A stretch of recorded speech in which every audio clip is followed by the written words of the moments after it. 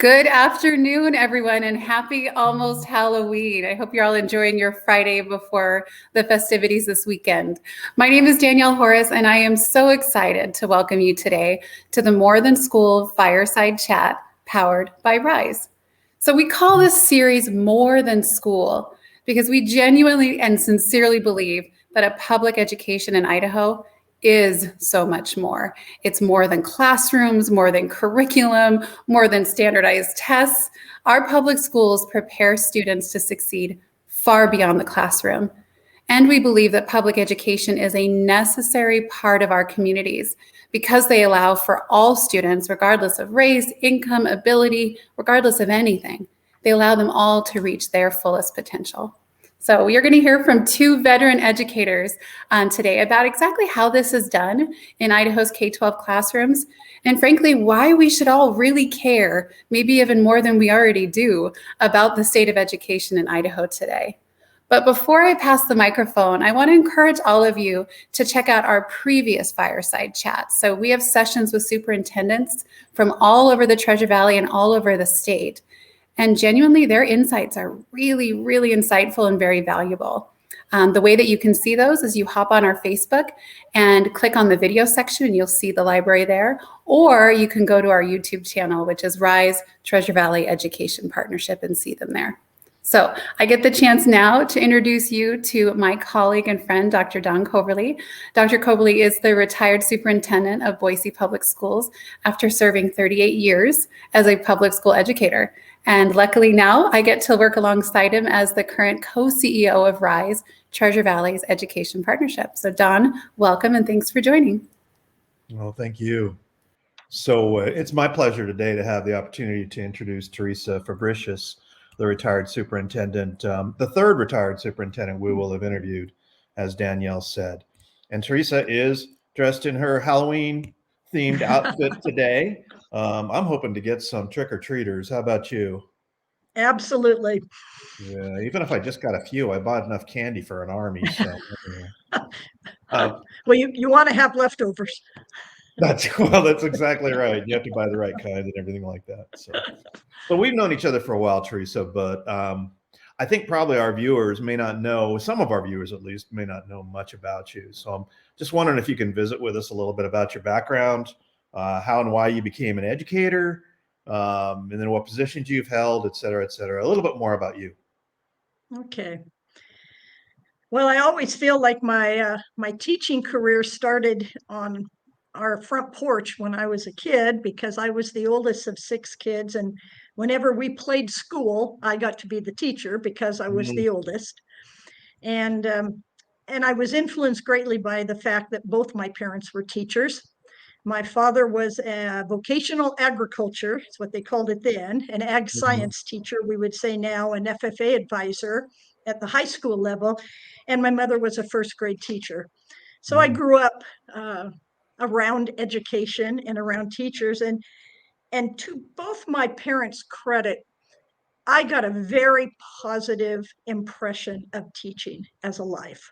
And I think that's probably, I could say, was the case for all of our family, because out of the 6 children in our family, 4 of us became teachers. Wow. And so big believers in public education and big believers in teaching as a profession. While I was in college, I worked summers for the FFA. Some people know it as Future Farmers of America.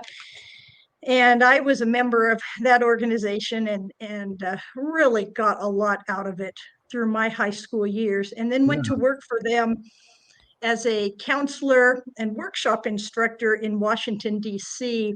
for a leadership conference that they still hold every summer. And FFA members from all over the nation go there for leadership training. So I was actually able, before I ever got a teaching degree, to get experience teaching high school students, and found that I loved it. I had actually started out in elementary ed, influenced by my mother as a first grade teacher, but found that I was really happy working with high school students. Teresa, where did you grow up? In Fruitland. I Oh, grew up in Fruitland. you were born and raised in Fruitland. Yes, Oh my yes. goodness. Wow. Okay. Yep. So after high school, I went to the University of Idaho and Okay. got a teaching degree there, And education was that an degree. ag or yeah? Was it an ag Actually, education? no, I came out as a certified English and speech teacher. Really? Mhm. Wow. Okay. And got my first, well, actually, my very first job after college was as a paraprofessional in a very remote district where my husband was fighting fires for the Forest Service. Where was And that? then in Garden Valley. Oh, really? Yep. Wow. Okay. And one just actually less than a school year, and then we moved back to Moscow, and Mhm. I started teaching in Genesee, which is about 15 miles out of Moscow. I did not know that. When was that? What year was that? I would have gone, my first year of teaching in Genesee would have been 84, 85. 84, 85. Okay. Mhm. Yeah, I thought about teaching in Genesee myself. I had a Well, couple offers, and Genesee looked like a really nice town. it is a very nice town, was and is, and a Yeah. great school. So I taught high school English, speech, and reading, and was the yearbook advisor there for almost 10 years. You had a variety of roles when you're in a one school district, don't you? Yes, and in a school that size, at that time, the high school had about 100 students in it. Mhm. Most teachers have 6 different preps a day. Right. Can you that's an interesting point. Can you talk a little bit about what does that mean to have 6 preps? It means that if there are 6 teaching periods in your day, instead of teaching English, 9th grade English 6 times a day, you Mhm. teach 9th grade English, 10th grade English, 11th grade English, 12th grade English, speech, reading, for instance. Okay. So you Okay. have lesson plans, 6 different lesson plans a day rather than 1 or 2, So like you that's would in that's a large common in school. smaller districts, isn't it? It's very common. Mhm. Yeah, and so where I went to high school, and then when I was superintendent in Boise, teachers could have one prep. They might teach Mhm. English 12 all day long, and that's Mhm. that's never the case if I recollect in a small district. No, no. Hmm. Another really interesting thing about a school that small is there's generally one section of government a day and one section of senior English. And so students go to their classes largely with the same group every Oh, single period. It also means that as a teacher, one year you might, I remember this. One year I think only about 14, we had a group of students that the class only had 14 students in it. So from freshman, sophomore, junior, senior, that class was about 14 students. But another year there were 36 kids yeah, in the class. And so you had a real variety of class sizes, and it worked both ways. Sometimes small classes, sometimes pretty large. yeah. And you just can't. I mean, if you have 14 kids, you just don't import them from the neighboring district. They're a school district too, so you have 14 kids, and that's Right. that. And the next Yes. class may be big, so you might have 14 kids one year and then 36 the next, which that's a Exactly. lot different in terms of Yes. difficulty. Yeah. Yeah. But I had just a wonderful teaching experience there. And then we decided that we would move our family. By that time, we had 3 small children, and both of our parents lived in Southwest Idaho. And we moved to Fruitland, and Okay. I had gotten my master's in counseling, hadn't used it yet, and became high school counselor at Fruitland High School. Okay. And did that for a number of years. Went from that to achievement specialist at the high school and testing coordinator for the district, and then finished as superintendent for my last 8 years, Hmm. and retired in 2020. How was it going back to your hometown? I'm just curious. To You've been me, born and raised there, and then yeah, and I'll admit I've had people that say that other superintendents say they couldn't imagine that. I absolutely loved it. It I really cared about the district and the students, the community, the parents. And for me, I couldn't have found a better place. It was very meaningful to me. I felt like a very strong motivation to maintain and hopefully improve in some ways what was there for the future. Right. Well, I went to Bora High School and then came back to the Boise School District. And so it's similar, a little different, because I had to spend a lot of my time as superintendent convincing people that I didn't favor Bora, but when you have 4 high schools. But right, it really is something when you come back and you go, I really love this school district. Yeah. It gives you a personal attachment, doesn't it? Yes. So what about Fruitland? I don't know much about it, but can you talk a little bit about the demographics and, the free and reduced lunch, the ethnicity, the enrollment, is it growing, et cetera, et cetera?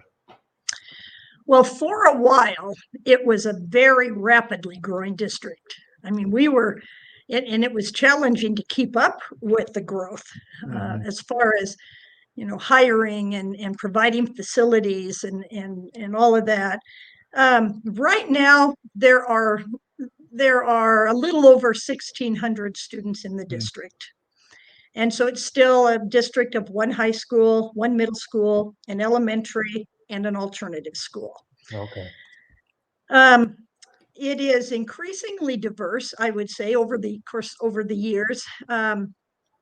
And I think we're still under 50% free and reduced hot lunch, but probably 40-some% free and reduced lunch. Close to the state average then. Yes. Yeah.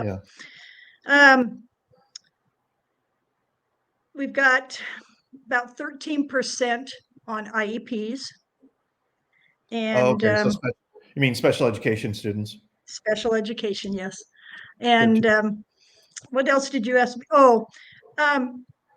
Diversity, as far as ethnic diversity, about 36% of the students are non-white, and 30% Hispanic, Latino. Is Fruitland primarily it's Fruitland. So is it farming and orchards? Yes, it is still an agricultural community. A lot of the orchards have houses where they used to be, but still fruit and vegetables and hay, corn, grain, still a lot of farming. In fact, my husband was a farm manager in Fruitland. So agriculture is still a big part of the community and the economy, and historically a very big part of it. So something else I know about Fruitland, it's always been a high achieving district. I mean, when I used to look at the advanced placement data from around the state, for a small district, Fruitland had probably one of the best participation rates in advanced placement courses in the state. So I was always impressed with that. I mean, you can toot your own horn about that.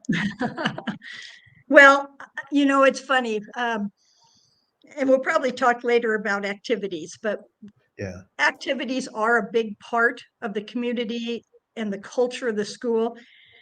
But we have worked really hard through the years to make sure that academics were the first priority. And thanks to some really excellent teachers, the quality has been good. Our graduation rate last year was 97% for a cohort. Wow. And so there's a lot of work goes into that from students, from teachers, and from the community. Yeah. Wow. So that's really interesting, because I think that, people get the sense that maybe the academics in a tiny town, how do you really offer the things that like a Boise or a West Ada can offer? And you can still have really good quality in a smaller district, for sure. Absolutely. Yeah. Good deal.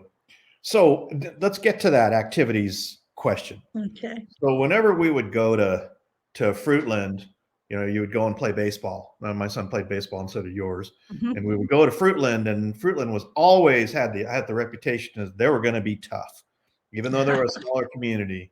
And you'd go and really have to compete. And it always seemed to me that, they talk about Friday Night Lights and than Saturday activities and athletics, that was really important to that community, as I think it is in most small communities. But boy, when you drive into town, it's the Grizzlies, isn't it? Yes. It's the Fruitland Grizzlies. There's no doubt about that. So talk a little bit about that.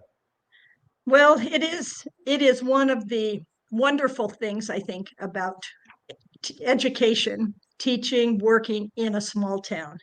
And that is, it's to be a part of a community in which the school is the center and heart of the community is really special. Yeah. And our students know that they have support all around them. Wow. And not, I mean, sports are always the most Sure. visible. I mean, that's just the way it is. But I think it's really important, and maybe easier to do this in a small town, really important to offer opportunities for lots of different students to be able to participate in different interests in different areas. So the sports are really visible, but marching band is awesome for lots and lots of kids. Yep. And at Fruitland we were 3A school and still are, but our marching band competes at the 5A level. I did not know that. At the District 3 competition. Yes, we're big enough to do that. We have enough kids involved, and we want that extra challenge. FFA, which I'm 3A, 5A is the biggest, right? Correct. And then 3A is kind of, you get a 4A, and then 3A is the third one down in terms of size. Yes. Okay. That's pretty amazing when you think about it. It's not and the thing about a smaller school, and this is, again, my experience is in Fruitland and Genesee, but this is true for small schools all over Idaho. You have to, in order to have a variety of programs, FFA, band, athletics, kids have to participate in multiple activities. Right. So it's not unusual to see a football player throw off his pads and helmet at halftime, grab his trumpet, run onto the field with the marching band and play in the marching band show. That's cool. I know that right now we're in state volleyball season, and over the years, state football playoffs. For many years, we've had students that went to National FFA convention because they were part of a National FFA team that was competing for Idaho, and then fly back early to get to the football playoff game or the state volleyball tournament. So I think, in my mind, there's a huge advantage in some ways for students in small schools because they get to participate in multiple activities if they want to. Yep. And it's only possible if everybody works together. Staff members, advisors, coaches, parents, everybody has to work together. But kids get a lot of experiences that way that they might not otherwise get. Yeah.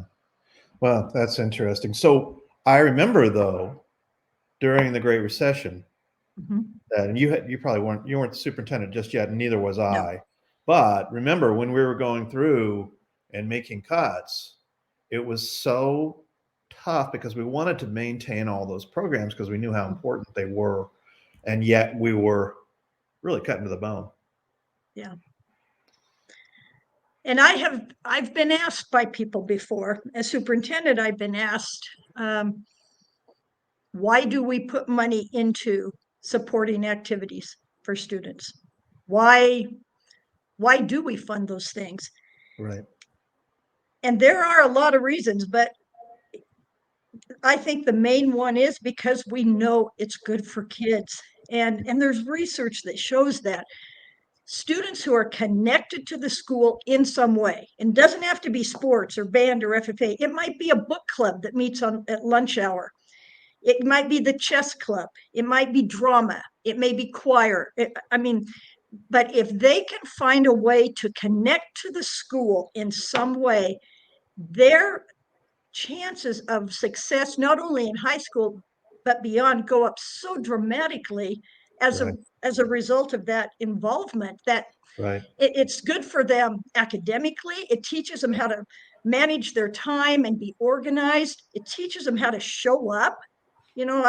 So many employers say that's one of the toughest things for some people is to show up on time.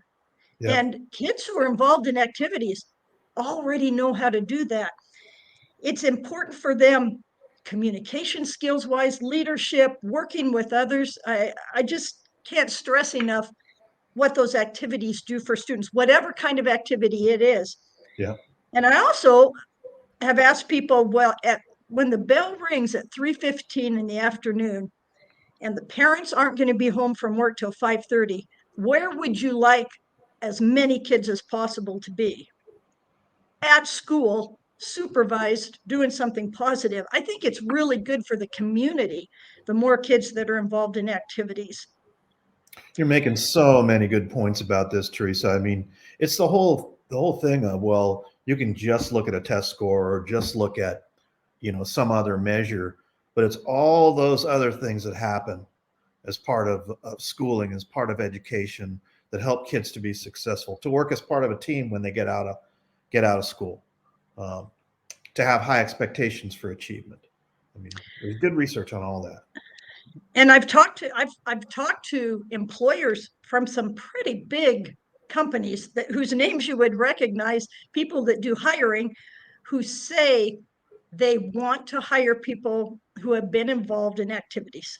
Right. At some point, they do better in the workplace. They work better with others. They play better with others. I mean, it is a big part of the education we provide. I looked at that when I was hiring teachers. So what did you do besides just go to class? Well, I did this and this and this. Well, that was important stuff. Yeah. So why have you stayed involved in education? I mean, you retired. Now you're doing a whole bunch of other stuff, all related to education. Dawn, probably the same as you.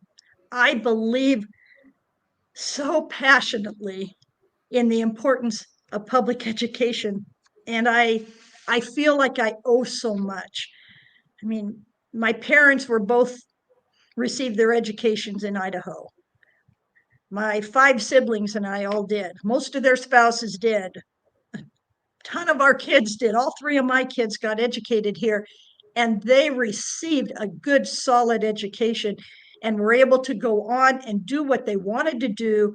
And I just think that if we don't appreciate what we were given and try to give back and keep it going, we owe it to pay it forward. I now have my first grandchild is in 1st grade this year.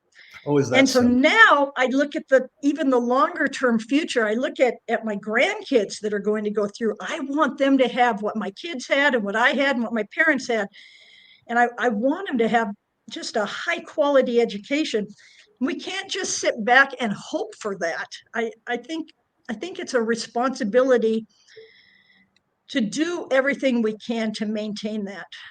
Yeah, I would agree. And I think we probably can do a little bit better job of messaging around that in terms of the kids that we have that are going on to be successful. I just saw that a Boise High grad is now Solicitor General in the Biden administration, and you just go, wow, from little old Boise High School, and it's way cool. I know every one of you guys can cite many examples of kids that have gone on to be very successful. And that's probably something we need to do a better job of as educators. So I want to know about Idaho Digital Learning Academy. I know that one of your career jobs is working with them. I don't know exactly what you're doing. And I think our viewers don't understand the value that IDLA brings to the K-12 education system in Idaho. So yes, IDLA is the Idaho Digital Learning Alliance. It is our online public virtual school in Idaho, but it's not a school that's contained within itself. It's not a place where students go online and in 12 years get a diploma from IDLA. It's an alliance that works with schools in Idaho. And it supplements, assists in many ways. And in our state that has so many rural districts and so many small districts, it's invaluable. We used it in a number of ways when I was in the school system, but I've seen it all over Idaho. And if a student, you mentioned earlier, small schools can't offer all the electives and all the courses that large schools can. Not possible. Yeah. But because of IDLA, we had students in Fruitland that were taking courses in Mandarin Chinese. Oh. We had students taking French courses. We had a Spanish teacher, so we had a foreign language, but because of IDLA, students could choose a foreign language to study. We've had students use IDLA for credit recovery. Sometimes freshman year doesn't go that well, and students are needing to make up some credits. They can work an IDLA class into their schedule or do it off hours online and make up those credits. Or the other way, students that are advanced in an area and want more challenging courses than what, again, the school can offer. And so they can get on IDLA. They have a true certified teacher. The teachers work with the school district, and students receive a lot of support. I've had a lot of family members, kids, nieces, nephews, etc., take IDLA courses, and it's made a huge difference in their education.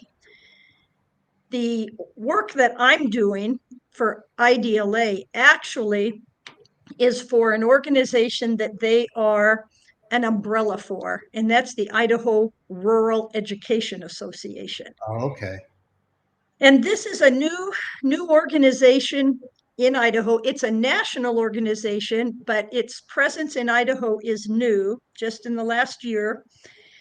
And its sole purpose is to support rural education in Idaho. So with my heart for small schools and having come out of that background, it was a really good fit.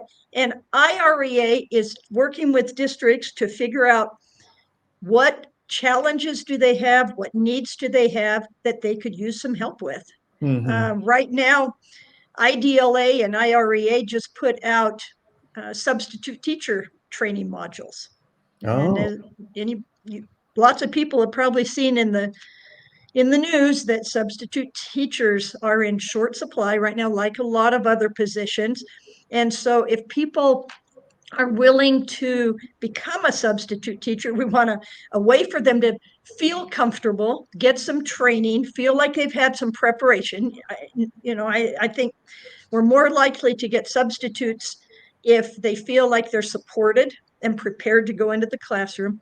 But it's a way that it's ready to go, and it's a pretty streamlined way for them to get some preparation to go into classrooms. Okay. That's just one example of a way that we're trying to help all districts, but particularly rural districts. So if you go into Troy or Nez Perce or some small community, small school district, what exactly do you do to help them?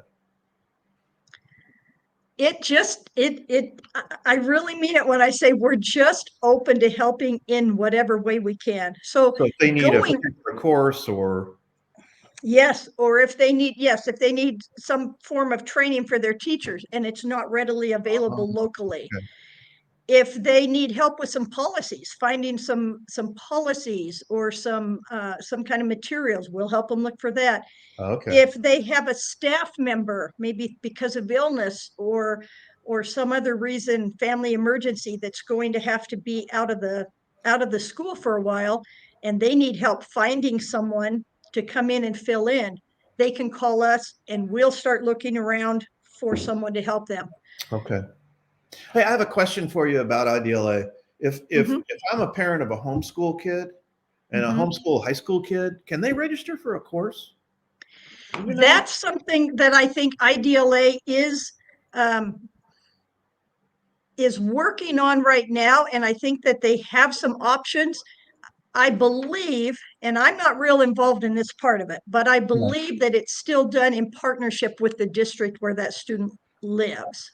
Okay, but they could register. Yeah, you have to be registered in the district, if I remember correctly. So they could do that, But and they could take their course, right? right through Bora or through Fruitland or whatever. And Because I if, was yeah, thinking if those are there's some viable options for some homeschool kids. if there are parents interested in something like that, yes, they can just get online, contact IDLA and check out. Like I say, I I'm pretty sure that there are some options that way, but I don't know all the nuts and bolts of how that But they works. could find out. They could find Mhm. out by just getting online and contacting IDLA. Interesting. Yes. And Yes. IDLA's home office is in Boise, is it not? Mhm. Yeah, I think up at the district offices in Boise. So, fondest memories. Ah. Any examples or just things that during your career gave you, were really gratifying? Well, I would say anybody in education could tell you that one of the most gratifying things that can happen is when a student contacts you after they've been gone, Yeah, graduated, down the road, and reaches out to you to let you know what they're doing yeah. or how your course may have helped them, or just, sometimes kids will be in the area and stop in. That Nothing it like it, is isn't it? hard to explain how rewarding that is, and how great it is to see them go on and become adults and have families and whatever they decide to do. And it's so funny how we sometimes the definition of success gets, I think, really out of whack a little bit. And sure, we're really proud of people that excel in their profession or that reach great heights. Man, to me, if those kids, and they're, maybe they're 30, 40 years old, but when those kids come back and they're introducing you to their kids and they're proud parents of these children and they're happy, that's success. If Yeah, they've been able to have the kind of life that they want to have, and they're happy and they're functioning in the world, to me that's super, super gratifying. So those yeah. moments are wonderful. I've been fortunate enough, and it's funny, I went back to the school that I had graduated from and was a colleague to a number of people who had taught me in school. That was a great experience. And they were, of course, people I'd learned so much from when I took their courses, but then I learned so much from them as an educator. And then I was there long enough to see my students come back as colleagues and be Right. my colleagues as teachers, and some great teachers. And that was really a rewarding experience to get to work with them Hmm. and to see how much they cared about education and the school and their community. Hmm. I was a counselor for quite a few years, so to see sometimes students that had faced some pretty big challenges and obstacles Hmm. early on, and either got matched up with resources or figured things out, overcame challenges, and then went on to graduate from high school and go on in life. Those were big, big moments, Yeah. good memories. Sure. So success gets defined differently, for It some kids does. and others. It really does, and you just Yes. see that. So some of my amazing memories of kids that just don't even recognize it. Oh, hey, wow, Yes. you helped me to learn to read or whatever. Yes. Yeah. It's really something. So And I another thing is some great moments of getting to see students help each other. hmm, And I don't know if the public really knows how much of that goes on. But hmm, I say our students, and I mean our students in Idaho and everywhere else, I'm sure there's so many examples of students who treat each other with compassion yeah, and kindness and, look out for each other, worry about each other. That's a part of education, I think, that maybe a lot of people aren't as aware of. It doesn't make the newspaper, No. it's not on the news. Sometimes it is. Some of these news channels have been doing really nice stories on students who go out of their way to help others. But that's a really rewarding thing to see. It's pretty cool, isn't it? Mhm. Yeah, I remember, I could tell my own little story here, but I Mhm. remember when we brought the refugee program to Bora, and Uh-huh. I think we had over 200 refugee kids at one time at Bora High School. And the way that student body took them under their wing was just, it really made you go, wow. Yes. And when given the opportunity, they'll treat them with compassion and care about them, and it gives you faith. I'll put it that Yes. way, doesn't it? Yeah. Sometimes the students serve as models for all the rest of us. They do, don't they? So let's talk local control. I hear Okay. this bandied about all the time, and it seems to me sometimes it's just when it's convenient. We need to have local Yes. control. But Yes. I would think in a community like Fruitland, that is vitally important to the success of the school system, to the success of the It is. community. Local control is absolutely vital in all schools, I believe, because the people closest to education are the ones who can best make decisions for how it's going to operate. And who's close? The parents, the community members, and then they select school boards, and they select those that they believe have the same values that they do for education, that have the same beliefs about education, and they send them to make decisions for the district. So through the process that we have of electing school boards and then having them set policy and make decisions, it's the community that is operating the school through their representatives. Mm-hmm. And no one knows that community, that district, those students, the staff better than the locals. Mm-hmm. Yeah, and what might be a really good decision for Fruitland or Weiser or Buell or Parma might not be the same in Boise or in West End. Absolutely. Yeah. Every district is unique. And we share a lot, all districts share some things, but it is not a cookie cutter process. Yeah. Well, even just in your what they call that, the I-95 corridor, or I-95, is that right? Just 95, Highway 95. Yes. Okay. Yes. With what, New Plymouth, Fruitland, Payette, Weiser, those districts are different. Yes. Yeah. So anyway, so a youngster is thinking about going into education. We're having trouble with the pipeline now. What advice would you give them? Should they go into education, or should they maybe think about something else, or what, from your perspective? Well, from my perspective, if they have a heart for education and they know it, they should pursue it. And I wouldn't push someone into education that wasn't well suited to it. I don't believe in that. But I think a lot of young people know if they have a heart for that kind of work. Unfortunately, there are challenges, but there are challenges in every field. And teaching, sometimes I think what young people hear about teaching as a profession is stressing the negatives. We do need to improve things for teachers. We need to improve our funding. We need to improve salaries. We need to improve a lot of things. But we can't lose sight of the positives in the profession. I mean, there's a reason I stayed in education for 35 years.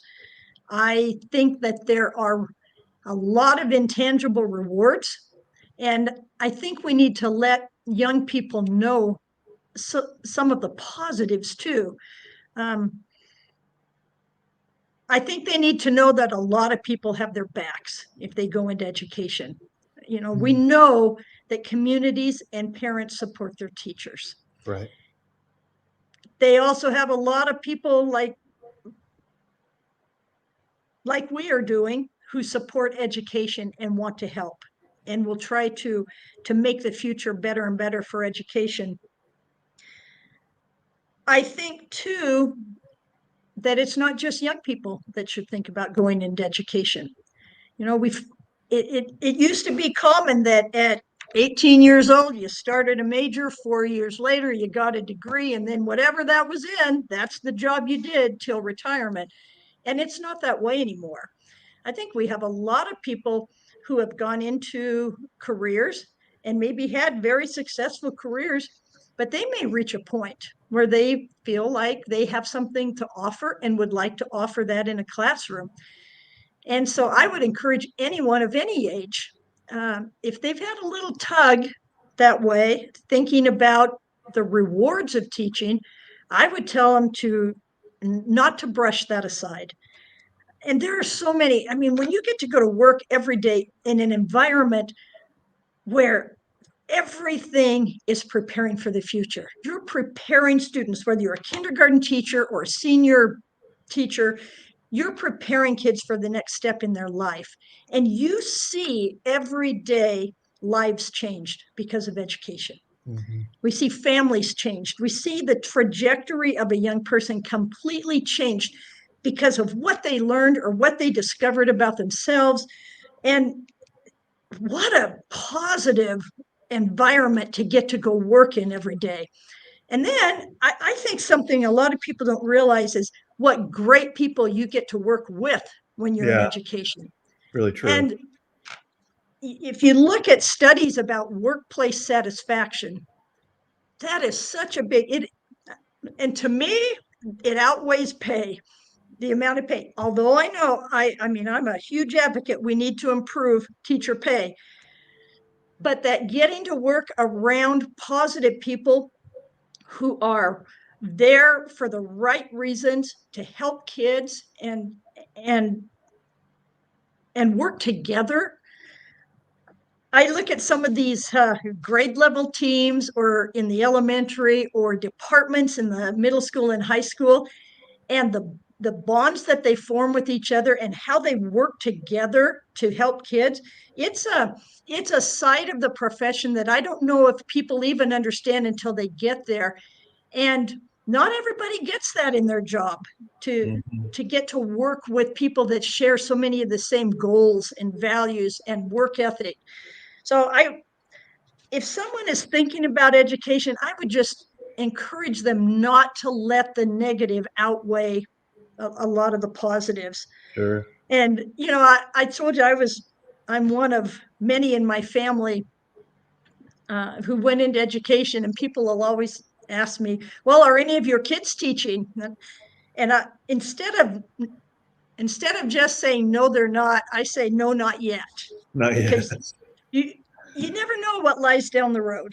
No, you don't. No. So, Teresa, I think you've brought, it's been a great time having some time to visit with you. Mm-hmm. And it's been different because you brought a lot more of a look at the affective side, of the emotional side, of the counseling side. I know you have that background, and of those activities and athletics and everything else that contributes to that overall picture. And that's pretty cool because, we can talk about whether we like the SBAC or whether we think the SAT accomplishes anything, but the definition of success, as you've said, lies in a lot more than that. Yeah.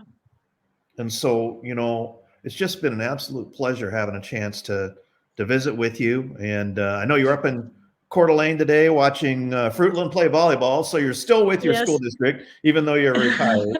And I would say good luck to the Grizzlies and have a great weekend. Thank you so much. Take care. You too.